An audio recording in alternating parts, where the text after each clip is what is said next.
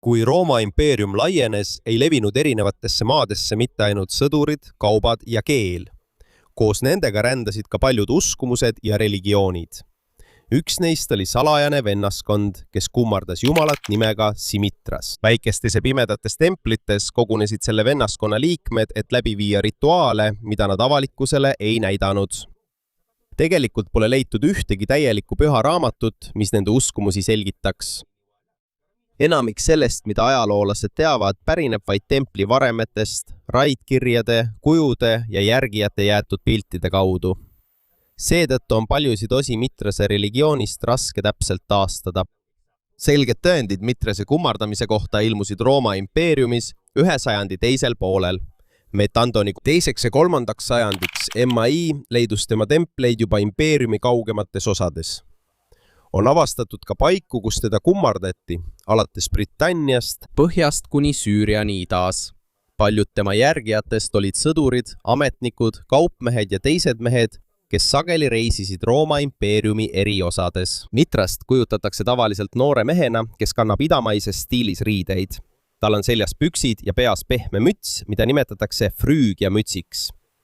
Tema kõige kuulsamal kujutise Mitras põlvitab härja seljas, samal ajal kui ta torkab selle kaela. Ümberringi on näha koera, madu ja skorpioni. Seda kujutist nimetatakse nüüd tauroktooniaks ja peaaegu igas Mitrase templis on selle versioon olemas. Tegelikult ei ole see lihtsalt jahistseen või looma tapmine. Tõenäoliselt on sellel sügavam tähendus, mis puudutab maailma korda, taevast, elu ja surma. Kuna aga pole jäänud alles ühtegi täielikku selgitust otse järgijatelt endilt, uurivad teadlased jätkuvalt selle kujutise tõelist sõnumit. Ja lisan veel, et Rooma jumal Mitras ja vanem jumal Mitra on erinevad, kuigi nende nimed on seotud. Tuhandeid aastaid enne, kui Mitrase kultus Roomas ilmus, oli nimi Mitras juba tuntud iidsetes India ja Iraani traditsioonides. Iraani vanades uskumustes Mitra oli seotud lepingute, lubaduste, ustavuse, valguse ja korra hoidmisega. Usuti, et ta jälgis inimesi, kes pidasid oma sõna ja karistas neid, kes murdsid oma lubadusi. Sellegipoolest siin roomlased said nime Mitras tänu sellele mõjule ja vanemale traditsioonile.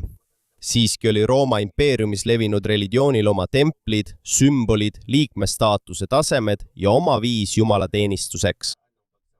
20. sajandi alguses ajaloolane Franz Common tutvustas ideed, et roomlaste Mitrase kummardamine toodi peaaegu otse Pärsiast Rooma impeeriumisse. Selle vaatenurga kohaselt seda võisid levitada Rooma sõdurid, kes tulid idakampaaniatelt. Commoni seletusel oli suur mõju, kuid arheoloogiliste avastuste arvu kasvades järgnevad uurijad nägid, et selle religiooni päritolu on palju keerulisem. On tõsi, et Iraani mõju on selgelt näha Mitrase nimes ja välimuses, kuid paljud Rooma vennaskonna põhirituaalid ja sümbolid ilmusid alles selle kogukonna kultuuri sees. See tähendab, et üha enam leitakse, et Mitrase kultus oli uus religioon, mis tekkis alles Rooma impeeriumi sees. Samal ajal kui Mitrase vennaskond levis, laienes ka kristlus.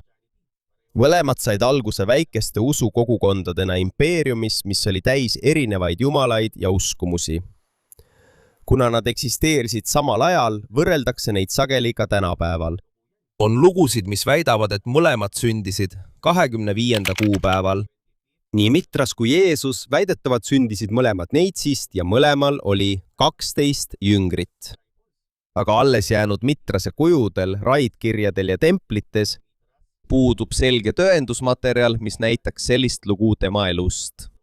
Selle asemel kujutab kunst Mitrast tavaliselt kivist välja tulemas. Samuti pole leitud ühtegi lugu tema 12 jüngri kohta, sest tema kõrval olevad kujutised piltidel on tavaliselt sinakautes ja kautopates, 2 tegelast, kes hoiavad tõrvikuid, mis võivad sümboliseerida päikese tõusu ja loojangut või valguse ja pimeduse vastandlikke jõude. Mitrase tõeline lugu ei ole lihtsalt Jeesuse loo koopia. Olulisem on keskenduda sellele, kuidas tema järgijad suutsid luua organiseeritud ühenduse, miks see oli Rooma sõduritele nii köitev ning mida nad tegid oma maa-alustes templites. Nendele küsimustele vastamiseks peame sisenema kohta, kus Mitrase järgijad kogunesid, nende kitsasse, pimedasse ja koopataolisse templisse, mida nimetatakse Mitreumiks. Mitreum ei ole tavaline tempel, kus on avarad saalid ja kõrged sambad. Tavaliselt on see kitsas ja piklik ruum, mis on ehitatud maa alla või kujundatud koopataoliseks. Mõlemal pool on tavaliselt üks pikk pink. Keskel on käigutee, enamik mitreume on üsna väikesed. Seetõttu oli ka meeste arv, kes said sees koguneda, piiratud. Igal rühmal kujunes välja oma tihe kogukond, mitte üks suur kogudus, mida juhitakse ühest keskusest. Ruumi lõpus on näha Mitrase kujutist, kes tapab härga. See pilt on suunatud mõlemal pool istuvate liikmete poole. Sellise paigutusega tundub, justkui osaleks Mitras ise koos viibimisel ja justkui oleks ta kohal, kui tema järgijad koos söövad. Ühine söömine oli nende jumalateenistuse oluline osa. On leitud loomaluud, anumaid, taldrikuid, pliite ja muid sööginõusid mõnest mitrajumist. Need tõendid näitavad, et liikmed valmistasid ja jagasid toitu osana oma tegevustest. Religioosneine oli Rooma maailmas tavaline. Erinevad usundid kasutasid sööki, et tugevdada oma liikmete ühtsust ja näidata nende suhet Jumalaga. Seetõttu ei piisa mõne toidu või sümboli sarnasusest, et öelda, et üks religioon kopeeris teist. Kristluse esimestel sajanditel mõned kristlikud kirjanikud võrdlesid Mitrase järgijate sööki kristlaste poolt kasutatava leiva ja veiniga. Kuid täpsete palvete tähenduse ja Mitrase söömaaja läbiviimise kohta on vähe teada. Arheoloogia põhjal on selge vaid see, et toidu jagamine oli nende kogukonnas oluline. Templite lõpus olevat kujutist on veelgi raskem seletada. Tauroktoonias on Mitras põlvili härja taga. Tõmbab selle pead üles ja torkab kaela. Sageli on haava juures koer ning all roomab madu. Skorpion on härja kehaosas ja vares jälgib toimuvat. Mõnes versioonis on näha ka päikest, kuud ja tähti. Puuduvad arheoloogilised tõendid selle kohta, et liikmed oleksid Mitreumis regulaarselt päris härgi taplud. Enamik neist templitest on sellise tegevuse jaoks ka liiga väikesed. Härja tapmine on tõenäoliselt pigem olulise religioosse loo või sümboli kujutis. Tauroktooni taga oleva loo täielikku sisu ei teata, sest Mitrase järgijate poolt kirjutatud täielikku jutustust pole leitud. Seetõttu uurivad ajaloolased iga looma asendit, ümbruses olevaid sümboleid ja templi enda paigutust. Mõned uurijad on näinud seoseid astronoomia ja astroloogiaga. Astronoomia on teadus, mis uurib päevakehi ja universumit. Samas kui astroloogia on iidne uskumus, mille kohaselt tähtede ja planeetide liikumine mõjutab inimeste elu. Mõnes Mitreumis võib näha 12 sodiaagimärki, planeete ja muid taevakujutisi. Ostia, Rooma lähedal asuva iidse sadamalinna 7 sfääri Mitreumis paigutati sodiaagi ja planeetide sümbolid põrandale ja istmete kõrvale. Seetõttu võisid mõned järgijad pidada Mitreumi universumi väikeseks kujutiseks. Pimedasse templisse sisenemine ja rituaalides osalemine võis sümboliseerida hingeteekonda läbi taeva erinevate osade. See on oluline seletus, mida teadlased uurivad, kuid selle algset tähendust ei saa enam täielikult taastada. Samuti ei saanud iga mees lihtsalt templisse siseneda ja end Mitrase järgijaks nimetada. Ta pidi kõigepealt läbima initsiatsiooni ehk vastuvõtutseremoonia, et saada liikmeks. Pärast seda võis ta läbida järjestikuseid tasemeid vennaskonnas. Vanaallikate ja Ostias leitud mosaiikide põhjal oli Mitrase kummardamisel 7 astet. Liige alustab kui ronk, järgneb peigmees, sõdur, lõvi, pärslane, päikesejooksja ja kõrgeim tase, mida nimetatakse isaks. Igal astmen oli oma sümbol. Võimalik, et sellega kaasnesid ka vastav riietus, ülesanded, katsed ja rituaalid. Näiteks ronk võis aidata grupi tegevustes. Lõvi oli tähtis aste nendele liikmetele, kes olid oma usulises kogukonnas juba aktiivsemad. Isa oli kohaliku Mitraeumi peamine juht. See ei tähendanud, et kogu Rooma impeeriumi järgijatel oleks olnud üks ja sama isa, kes kõiki juhib. Igal väikesel rühmal võis olla oma juhtkond ja oma palvepaik. Pole kindel, kas kõikjal olid samad 7 astet. Selle kohta on kõige selgemad tõendid Itaalias ja mõnes teises impeeriumi osas. On võimalik, et rituaalid ja organisatsioon erinesid sõltuvalt linnast, ajastust ja kohalikust rühmast. Tavaliselt leidub liikmete säilinud raidkirjades ainult meeste nimesid. Seetõttu peetakse Rooma mitraase kummardamist laialdaselt meeste ühinguks. Uuringud naiste võimaliku rolli kohta nende kogukondade ümber jätkuvad, kuid seni pole kindlaid tõendeid selle kohta, et nad oleksid läbinud samu astmeid. Religioon oli Rooma sõjaväes tugevalt kohal. Palju mitraeume ja raidkirju on leitud laagrite ja impeeriumi piiride lähedalt. Üks sõdur võidi viia Süüriast Saksamaale või Donau äärest Britanniasse. Sõdurite liikumisega kandusid edasi ka nende uskumused ja ühendused. Uutes kohtades võis sõduritele olla köitev grupi rõhuasetus lojaalsusele, distsipliinile, julgusele, vendlusele ja selgele hierarhiale. Need omadused on sõjaväelises elus väga olulised, kus iga sõdur peab oma kaaslasi usaldama. Kuid mitte ainult sõdurid ei liitunud, on olemas ka valitsusametnikelt pärit raidkirju. Kaupmehed, töölised ja orjad. See näitab, et mitraase kummardamine jõudis Rooma ühiskonna erinevatesse kihtidesse, kuid see ei tähendanud, et mitriumi sees oleks sotsiaalne klass automaatselt kadunud. Rooma ühiskonnas oli range eraldatus rikaste vaeste, ametnike, sõdurite, vabade kodanike ja orjade vahel. Kuid erinevatest ühiskonnakihtidest pärit mehed võisid jagada sama usku.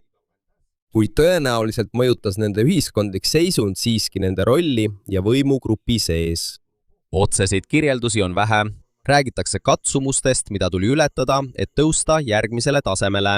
On mõned iidsed kujutised ja ütlused, mis võivad viidata kannatustele. Kanti erilisi rõivaid, kästi täita käske või läbida sümboolseid katsumusi. Kuid tõendeid pole piisavalt, et koostada täpset nimekirja nende rituaalidest. Kõige olulisemat initsiatsiooni osa ei avalikustatud meelega neile, kes polnud liikmed. Sellest tulenebki nimetus müsteeriumi usund. Sõna iidse tähenduse järgi viitab müsteerium rituaalile ja teadmistele, mida antakse ainult neile, kes on rühma vastu võetud. Religiooni olemasolu ei olnud kogu ühiskonna eest saladus. Roomlased teadsid, et on olemas neid, kes kummardavad mitrast. Majades, korterikompleksides, sõjaväebaasides olid mitreeumid, avalikes termides ja teistes kohtades, mis olid osa linna igapäevaelust. Üks avastatud templeid asub Caracalla termides, suures avalikus termikompleksis Roomas. On ka mitreeume, mis on peidetud. Need leiti hoonete ja kodude alt Ostias. Seega, kuigi mõned rituaalid olid privaatsed, ei pidanud liikmed elama nagu grupp, kes peab pidevalt valitsuse eest varjama. Tegelikult olid need väikesed templid osa Rooma ühiskonnast endast. Liikmed osalesid sõjaväes, äris, valitsuses ja igapäevatöös. Alles mitreumis muutus nende omavaheline suhe. Pimedas ruumis ei olnud nad enam lihtsad sõdurid, kaupmehed, ametnikud ega töölised. Nad olid ka ühe vennaskonna liikmed, millel oli oma toit, hierarhia, sümbolid ja rituaalid, mida väljastoolt tulijad täielikult ei mõistnud. Kuna vennaskonna liikmed olid osa Rooma igapäevaelust, teadsid nende naabrid tõenäoliselt, et mõned mehed kogunesid mitreumisse. Saladuses ei hoitud mitte vennaskonna olemasolu, vaid rituaalide tähendus ja katsumused, mis olid mõeldud ainult vastuvõetud liikmetele. Samal ajal laienes ka kristlus üha enam, kuna need kaks religiooni eksisteerisid Rooma impeeriumis samal ajal, tekkis palju lugusid, et Mitrase ja Jeesuse elud olid peaaegu identsed, kuid teistsugune pilt ilmneb, kui uurida alles jäänud iidseid tõendeid. Kristlikus traditsioonis Matteuse ja Luuka evangeeliumid kirjeldavad Jeesuse sündi Maarjast. Mitrase kummardamise kunstis näeme hoopis teistsugust stseeni. Tavaliselt kujutatakse mitrast ilmumas kivist, käes tõrvik ja pistoda. Seda nimetatakse kivisünniks, kuid ei ole säilinud ühtegi täielikku lugu, mis selgitaks, kuidas tema järgijad seda mõistsid. Samuti ei ole olemas iidseid kujutisi ega raidkirju, mis näitaksid, et Mitrasel oli 12 jüngrit. Need 12 kuju, mida temaga vahel seostatakse, on tavaliselt sodiaagi sümbolid. Need on rohkem seotud taeva ja astroloogiaga kui jüngrite rühmaga, nagu Jeesuse loos. Arheoloogilised tõendid ei toeta ka väidet, et Mitras löödi risti, ta suri ja tõusis 3 päeva pärast üles, või et teda külastasid maagid, kes tõid kulda, viirukit ja mürri. Pole teada ühtegi tuntud iidset mitraistlikku allikat, mis sisaldaks neid üksikasju. Paljud neist võrdlustest ilmusid alles 18. ja 19. sajandil avaldatud raamatutes. Mõned tollased kirjanikud tegid ulatuslikke võrdlusi erinevate religioonide vahel, kuid nad ei näidanud alati, kust nende teave pärines. Järgnevad raamatud ja kaasaegsed videod kordasid neid väiteid, mistõttu jäi mulje, et need on osa tõelisest ajaloost, kuigi neid ei leidu säilinud artefaktides ega iidsetes ülestähendustes. 25. detsembri küsimus on aga keerulisem. 3. sajandil Metaalsidee Roomas muutus oluliseks Sol Invictuse ehk võitmatu päikese kummardamine. Ka Mitrast seostati päikesega ning mõnes raidkirjas nimetati teda Deo Sol Invictus Mitraseks, mis tõstab esile Mitrase kui võitmatut päikesejumalat. Seetõttu arvatakse sageli, et ka Mitrase sündi tähistati 25. detsembril. Kuid ei ole säilinud ühtegi mitraistlikku kalendrit ega selget raidkirja, mis otseselt ütleks, et see oli tema sünnipäev. 25. detsember esineb Jeesuse sünnikuupäevale kristlikes allikates alles 4. sajandil. Ajaloolased vaidlevad siiani selle üle, kuidas see kuupäev täpselt valiti. Võimalik, et Rooma päikesepühad mõjutasid seda, kuid on olemas ka seletus, et see kuupäev tulenes mõnede varajaste kristlaste enda arvutustest Jeesuse eostamise ja surmapäeva kohta. Seega ei ole traditsioonide kokkulangemine samale kuupäevale piisav tõend selle kohta, et Jeesus ja Mitras pärinevad samast loost. Pigem näitab see, kuidas erinevad usukogukonnad Rooma impeeriumis kasutasid tuttavaid aegu, sümboleid ja pidustusi, et väljendada omaenda uskumusi. Siiski on mõningaid tõelisi sarnasusi kahe rühma kogunemisviisides. Mõlema liikmed kohtusid hoonetes, mis ei näinud alati välja nagu suured templid. Mõlemad kasutasid ka ühist söömaaega, et tugevdada oma kogukonna sidemeid. Kuid selline tegevus ei ole ainulaadne Kristusele ega Mitrase kummardamisele. Religioosne ülissöömaaeg oli Rooma maailmas tavaline. Paljud ühendused, perekonnad ja kultused jagasid ühiselt toitu. See oli osa ohverdamisest, mälestamisest ja suhtlusest oma Jumalaga. Toidu tähendus oli samuti erinev. Kristlaste jaoks Euharistia on seotud Jeesuse viimase õhtusöömaaja, surma ja ohvriga. Mitrase kummardamisel näib rituaalne söömaaeg jäljendavat Mitrase ja Sauli pidusööki, mida võib näha mõnel pildil pärast härja tapmist. Kuigi mõlemal puhul on tegemist toiduga, on nende ümber erinevad lood ja religioosne tähendus. Tuura Eurooposes võib näha erinevate religioonide kõrvuti eksisteerimist. See on Rooma garnisonilinn Eufraati jõe ääres praeguse Süüria aladel. Linnas leiti mitraeum, sünagoog ja hoone, mida kasutas kristlik kogukond. See paik näitab, et erinevate uskumustega rühmad suudavad Rooma linnas üksteise lähedal elada. See ei tähenda, et nende suhted oleksid alati rahumeelsed. Mõned iidsed kristlikud kirjanikud pidasid Mitrase rituaale kurjade vaimude tööks.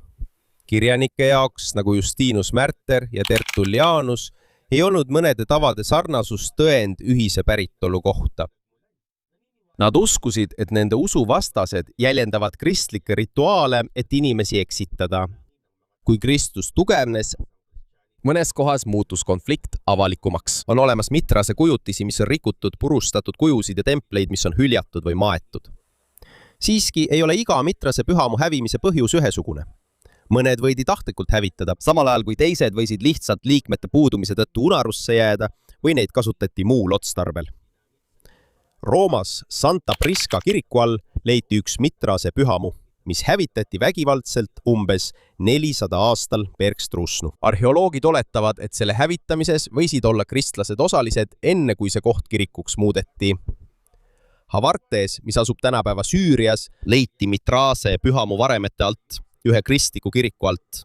Endises templis on näha muutuste ja kahjustuste jälgi, kuid täpse juhtulu kohta tuleb olla ettevaatlik järelduste tegemisel. Arheoloogilised tõendid ei ole enam täielikud, selge on see, et koha kasutus muutus, kui Kristus piirkonnas tugevnes. 4. sajandiks hakkas kogu Rooma impeeriumi usuline maastik muutuma. Aastal 313 Belga Kristus, keisrid Konstantinus ja Licinius andsid Kristusele seadusliku kaitse. Järgmistel aastakümnetel impeeriumi toetus kristlikule kirikule tugevnes, samal ajal kui vana avaliku jumalateenistuse süsteem paljude Rooma jumalate jaoks hakkas tasapisi nõrgenema. Mitrase kummardamine ei kadunud kohe. Sellel oli endiselt liikmeid, sealhulgas mõned rikkad roomlased kuni 4. sajandi lõpuni. Kuid uusi mitrajaone ehitati juba vähe ning üha rohkem vanu templeid jäeti maha, suleti või muudeti nende otstarvet. Suureks probleemiks vennaskonna jaoks oli ka nende organiseerimisviis. Iga mitrajaon oli väike ja kohalik. Sellel polnud ühtset keskset juhti, laia piiskoppide võrgustikku ega organisatsiooni, mis suudaks kõiki liikmeid impeeriumi eri osades juhtida. Ka mitrase kummardamine ei nõudnud tavaliselt liikmetelt teiste Rooma jumalate hülgamist. Mitrase järgija võis endiselt osaleda Rooma teistes avalikes rituaalides. Kristlus võttis teistsuguse suuna. Kristlased lõid palju laiemalt organiseeritud ja selge struktuuriga organisatsiooni. Sellel oli juhtkond, pühad kirjad ja kogukonnad, kuhu kuulusid mehed, naised ja lapsed, rikkad, vaesed, vabad ja orjad. Kui impeeriumi toetus kasvas, muutus Mitrase väikestel ja eksklusiivsetel ühendustel üha raskemaks oma varasemat jõudu säilitada. 4. sajandi lõpuks kristlikud keisrid kehtestas rangemad seadused traditsiooniliste paganlike ohverduste ja templite vastu. Mõjutatud ei olnud ainult Mitrase kummardamine. Paljud endised Rooma impeeriumi religioonid nõrgenesid või muutusid samuti. 5. sajandiks peaaegu ei olnud enam selgeid tõendeid aktiivsete mitraeumide kohta. Kuid enne, kui see vennaskond täielikult kadus, jättis see endast maha sadu templeid, kujusid, mosaiike, raidkirju ja pilte, mis on maetud Rooma impeeriumi linnade alla. Neid matmispaiku kasutatakse jätkuvalt kõige raskemate küsimuste lahendamiseks. Mida tõotas Mitrase religioon tegelikult meestele, kes olid valmis läbima selle salajased tasemed? Me ei saa enam kindlalt teada, mida täpselt Mitrase religioon oma liikmetele lubas. Alles pole jäänud ühtegi püha raamatut, jutlust ega täielikku seletust järgijatelt.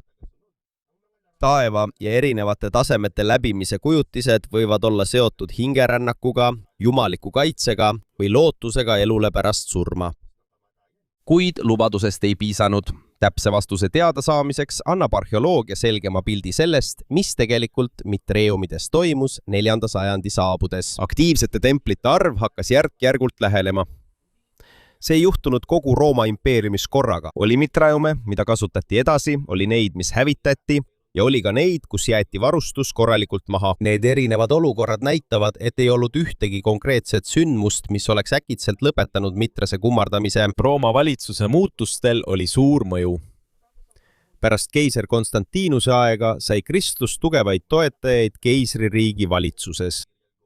Kristlik kirik sai raha, maad, seaduslikku kaitset ja mõjuvõimu, millega väikesed mitrase rühmad ei suutnud võistelda.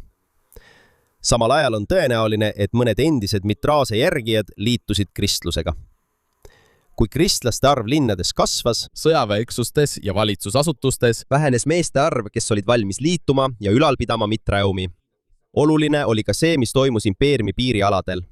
Paljud mitrase templid ehitati sõjaväelaagrite ja piiriasulate lähedale. 4. sajandi lõpus ja 5. sajandi alguses läbisid need piirkonnad sõdu, rahvastiku ümberasumist, sõjalise paigutuse muutusi ning erinevate rühmade sisenemist impeeriumi territooriumile. Kui sõjaväeüksus viidi üle või laiali saadeti, kadusid ka mehed, kes rahastasid ja kasutasid kohalikku mitraeumi. Mõned templid võisid rünnakute käigus hävida, teised jäid lihtsalt maha, kui kogukond, kes neid haldas, kadus.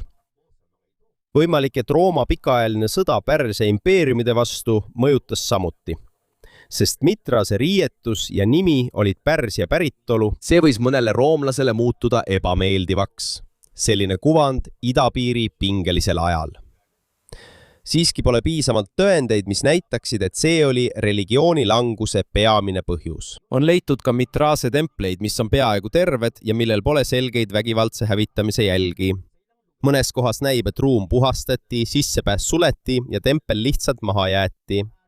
Võib-olla kaotasid liikmed huvi, liikusid teise usundi juurde või ei leidnud uut põlvkonda, kes oleks rühma jätkanud. See detail on oluline, sest näitab, et mitte kõik endised religioonid Rooma impeeriumis ei kadunud laiaulatusliku tagakiusamise tõttu. Mõnes linnas toimus lõhkumine, mujal muutus ühiskond lihtsalt nii palju, et väikesed ühendused ei suutnud enam ellu jääda. Maailm, mis toetas mitrase kummardamist, kadus järk-järgult. Rooma sõjavägi muutus. Mõned piirialade kogukonnad nõrgenesid. Kristlus tugevnes. rikaste patroonide toetus kadus, uusi liikmeid jäi vähemaks. Endine väikeste templite võrgustik lakkas ükshaaval tegutsemast. 500. alguseks peaaegu puudusid juba kindlad tõendid aktiivse mitraase kummardamise kohta. Samuti ei antud järgmistele põlvkondadele enam edasi salajasi seletusi nende piltide ja rituaalide kohta. Ainult liikmetele mõeldud teadmised kadusid samuti lõplikult, kui nende kogukond lakkas olemast. Siit on näha suur erinevus mitrase kummardamise ja Kristuse vahel. Kristus jättis maha palju kirjutisi, organiseeritud juhtkonna ja kogukonnad, mis jätkasid tegevust erinevates piirkondades. Mitraase kummardamine tugines väikestele ühendustele, mis andsid teadmisi edasi isikliku initsiatsiooni ja salajaste rituaalide kaudu. Kui see side katkes, polnud peaaegu mingit võimalust nende uskumuste tervikut taastada. Alles jäid vaid maa-alused ruumid, kivisse raiutud nimed ja ikka ja jälle korduvad pildid Jumalast, kes tapab härga. Jäänused ei tõesta, et mitras oleks Jeesuse loo allikaks olnud. Olulisem on see, mida need näitavad Rooma impeeriumi kohta, ühiskonna kohta, kus eksisteerisid kõrvuti paljud religioonid. Vahetati mõningaid kultuurilisi tavasid, koguti endale järgijaid ja reageeriti suurtele muutustele valitsuses ja ühiskonnas. Mitme sajandi jooksul mitraase vennaskond pakkus vendlust, identiteeti ja usulisi kogemusi meestele, kes elasid impeeriumi eri osades. Kuid kui maailm, mis seda toetas, kadus, kadusid ka hääled, mis oleksid suutnud nende saladuste tähendust selgitada. Seega pole suurim müsteerium mitrase kohta mitte see, kas Kristus teda kopeeris. Põhiline mõistatus on see, kuidas kunagi nii laialt levinud religioon kadus peaaegu ilma ühegi omaenda jutustuseta. Ja kui palju iidse maailma uskumusi võis samamoodi igaveseks kaduda.